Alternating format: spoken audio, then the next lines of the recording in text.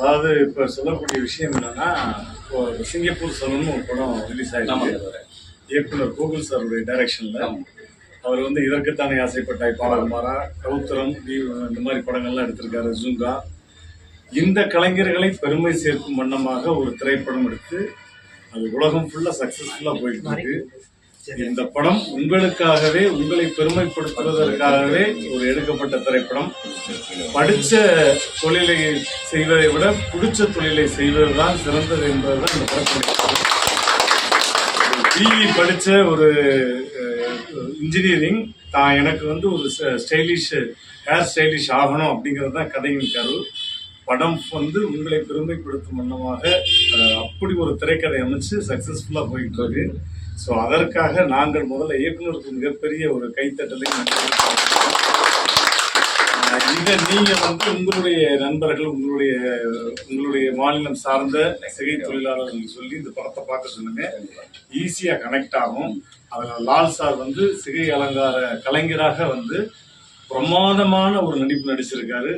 RJ Balaji சிறப்பாக நடிச்சிருக்காரு. இதுல நானும் சத்யராஜும் உங்களை மகிழ்விக்கும் வண்ணமாக ஃபர்ஸ்ட் ஹாஃப்ல வந்து, செகண்ட் ஹாஃப்ல வந்து அந்த சிகை திருத்தம் வந்து சொந்த செலவுல ஒரு பெரிய பில்டிங் கட்டி சிங்கப்பூர் சலூன் ஆரம்பிச்சு அவர் பிடிச்ச மாதிரி அந்த சலூனை வெற்றிகரமாக நடத்தி இந்த சமுதாயத்திற்கு என்ன சொல்ல வர்றாரா அப்படிங்கிறது தான் கதையே. ஸோ அதன் மூலியமாக இங்கே தம்பி பாலா வந்து நிறைய சோசியல் சர்வீஸ்லாம் பண்ணிட்டு இருக்காரு. ஸோ கிட்டத்தட்ட ஒரு 25 நாளைக்கு வந்து ஒரு 28 சிகை அலங்கார கலைஞர்களுடைய குடும்பத்தினரை கௌரவப்படுத்தும் வண்ணமாக ஒரு மண்டபத்தை பிடிச்சி அவங்களை கௌரவப்படுத்தும் விழாவை வந்து நாங்கள் எடுக்கிறோம். அதை ஒட்டுமொத்த சிகை அலங்கார குடும்பமும் வந்து கலந்துக்கிறாங்க. அவங்களுக்கு எங்களால் முடிஞ்ச ஒரு சிறு தொகையும் பொன்னாடை பூத்தி அவங்களை கௌரவிப்பதில் சிங்கப்பூர் சலூன் சார்பாக நான் வந்திருக்கேன். இது வந்து இயக்குனர் கோகுல் சாருக்கும் தயாரிப்பாளர் ஐசரி கணேசன் சாருக்கும் இது நாங்கள் வந்து தெரிவுபடுத்திக்கிறோம். இதை நல்ல முறையில் நீங்கள் கொண்டு போய் சேர்க்கணும். ஏன்னா எங்களை மாதிரி கலைஞர்களை அழகுபடுத்துறது உங்களை மாதிரி கலைஞர்கள் தான். இந்த படத்திலே ஒரு காட்சி வரும். ஒரு பிச்சைக்காரனா ஒருத்தர் இருப்பான். அவனை எல்லாரும் கல்ல கொண்டு எறிவாங்க. உடல் தோற்றத்தை வச்சு யாரும் இடம் போட்டுறாதீங்கன்னு ஒரு 5 நிமிஷத்துல அந்த லால் வந்து அவனை சிகை அலங்காரம் பண்ணி ஹீரோ மாதிரி வெளியே கொண்டாடுவாரு.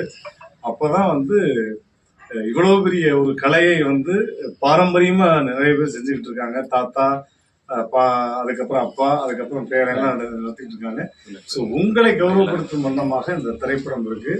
இதை நான் போற இடம் ஃபுல்லா வந்து நான் செய்யலாம்னு இருக்கேன். சிகை அலங்கார கலைஞர்களை கௌரவப்படுத்தணும்ன்ற ஒரு நோக்கத்தோடு அதை செஞ்சுக்கிட்டு இருக்கோம்.